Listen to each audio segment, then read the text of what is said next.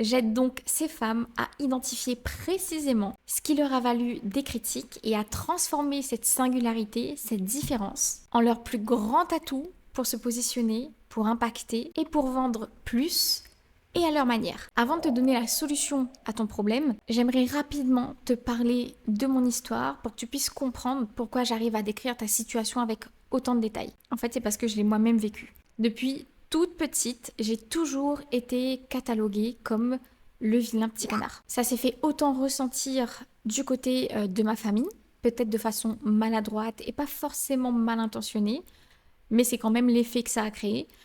Trop sensible, trop anxieuse, tu penses pas comme nous. En fait, on a critiqué finalement ma façon de penser, ma façon de réagir, ma façon de ressentir les choses. Donc tout de suite, j'ai senti que j'avais un fonctionnement particulier. Plus tard, bien plus tard, j'ai compris que c'était de l'hypersensibilité, tout simplement. Plus tard, ça s'est fait ressentir avec mes amis. Donc finalement, c'était tout mon cercle proche qui s'y mettait, ou en tout cas avec qui je me sentais pas du tout à ma place. T'es pas comme nous, t'es vraiment trop différente.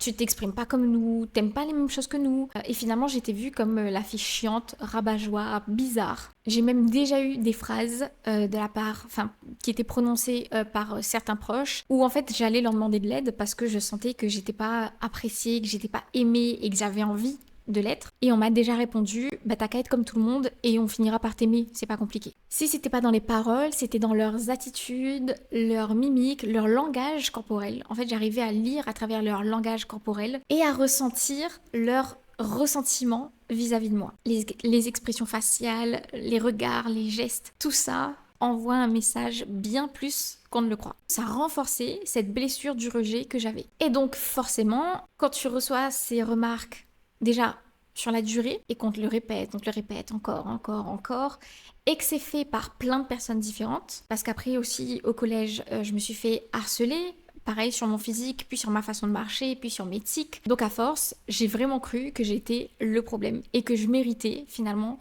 toutes ces critiques envers moi. Et donc, je me suis dit que je devais changer si je devais plaire aux autres. Parce que moi-même, comme j'étais, j'ai vu que ça passait pas en fait. Qu'on trouverait toujours quelque chose à redire.